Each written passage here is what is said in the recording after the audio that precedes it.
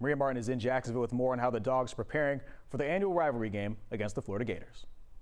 When you step into the stadium and you see the crowd split 50-50 and, you know, the build-up and, you know, it's always a great game between us two. It's just Florida. You don't like them, they don't like us, and it is what it is. Georgia-Florida is here, and on paper, this one is about as lopsided as it gets. The Gators are a 22.5-point underdog, and Georgia has won 4 out of the last 5 in this coveted rivalry. But when you talk to any of the Dogs, former or current players, they will tell you to just throw out the records because anything can happen in this game. You can throw records or whatever you want to out the window, you know, more so than probably any other game on our schedule when we go down there and play Florida. Nothing like it in college football.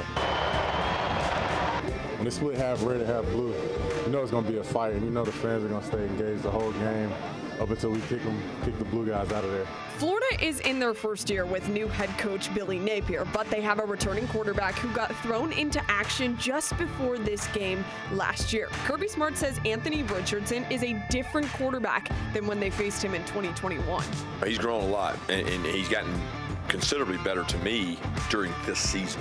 You watch every game in sequence and you say, man, this guy is growing and getting better, and they don't just limit things for him. And a lot of those Falcons players that you heard from actually weighed in on the discussion of this no longer being a neutral game and turning into a home and home. They actually love the idea. They lit up when they thought about playing in the swamp, although there's nothing set in stone. So this one is going to be in Jacksonville on Saturday afternoon.